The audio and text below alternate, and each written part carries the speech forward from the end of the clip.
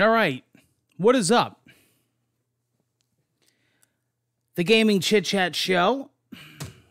This is a highlights recap. I've been trying to get around to this. I've been extremely busy, guys. This is Jeff Keighley's Summer Games Fest, a.k.a. the holdover this year. That's supposed to be filling us in for E3, since there's no E3 this year. Supposedly, it's coming back next year. We shall see. We hope. Thank God. Especially after this. And this is just a recap. I'm not going to go through everything announced, because I think most of it was silly. Most of it was filler. You know, Jeff Keighley's got to put his stupid ad fest in there, just like he does the Game Awards. I'm just going to tell you what you need to know about Summer Games Fest if you don't have the time to watch it. And I agree, it was very long, and it shouldn't have been. You know, it wasn't like E3 with all these amazing announcements. It wasn't like these press conferences. It wasn't like, you know, these big interviews. Jeff Keighley is trying to be like that, and I think he failed miserably. Overall, it wasn't that bad if it wasn't for him being involved. But I'm going to get to the big important stuff and cut right through the chase. They showed gameplay of Street Fighter 6. Now, I'm going to tell you this right now. The Return of Guile. It's coming out next year. I am super pumped for Street Fighter 6. Now, there's people that are saying, oh, this game doesn't look any different. It's not a big leap in graphics like the other editions were. Dude, I don't know what you're looking at. Street Fighter 6 looks insane. First of all, I love the graphical textures of the characters. I like how they made them look different, older. The backgrounds. I think this game looks absolutely stunning. I can't wait for Street Fighter 6. I think Ryu looks really cool. I like the introduction to the new characters. Jamie, the return of Luke. We got a sneak peek of him as DLC from Street Fighter 5. It's also in development for PC, so it is going to be cross-platform. That was a question that we had. That was a good announcement. I was excited about Street Fighter 6. Aliens Dark Descent, they showed gameplay of that world premiere. Looks like a cool game. Here's a big one that I'm interested in. Now, a lot of these we knew about already. The Callisto Protocol. This is from the original makers of Dead Space, and you could tell right away when you see this game. This game is on my radar. It's coming out, what, December 2nd? So, not that long. We're getting it this year, I hope. I hope there's not a delay. This looks next gen, and this looks creepy. It looks scary. I'm very, very into this game. Like, I am really into this game. Watch trailers of this. Don't take my word for it. The Callisto, however you want to pronounce it, Protocol. Jump scares, man, big time. It's got that creepy vibe. It's got that, like, I don't know. I see a lot of influences from other games in this game, big time. But definitely could tell it's made from the guys from Dead Space. Really looks good. Call of Duty Modern Warfare 2, they showed some new stuff in that game.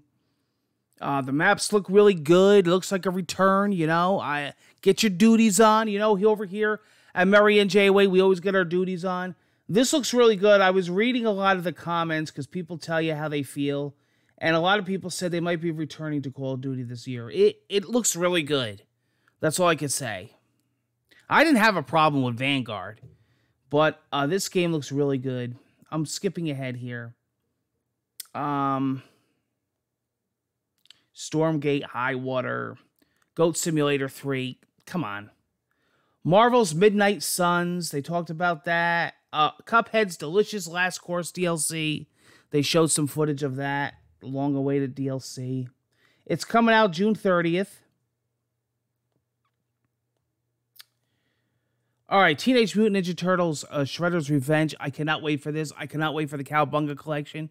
I've been playing a lot of the old Turtle games on my Miu Mini. This is coming out really soon. Next week, as a recording of this show. I am super going to be getting this. One Piece Odyssey, Saints Row.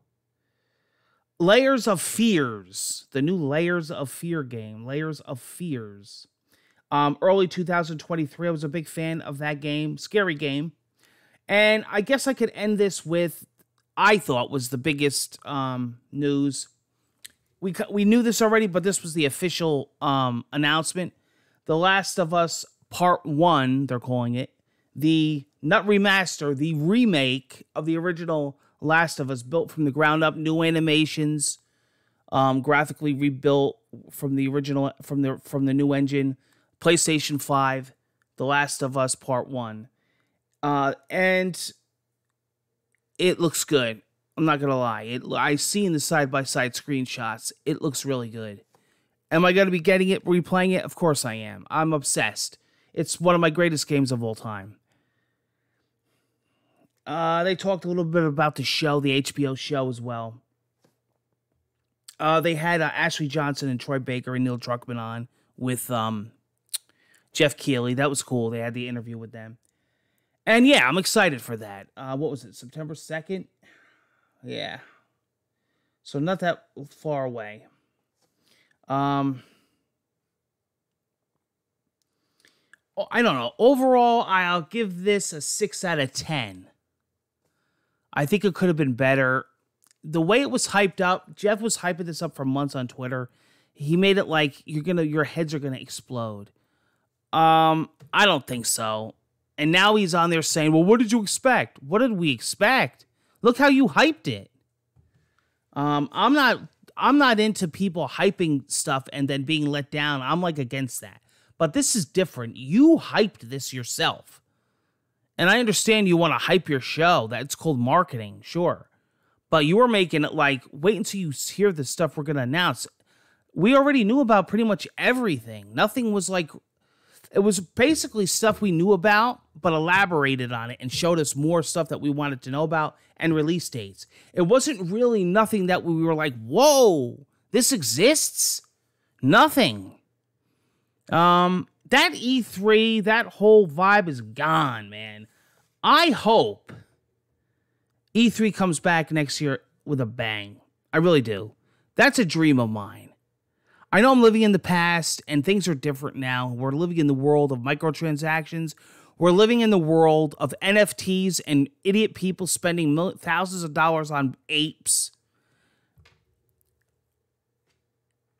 That's the world we live in, unfortunately.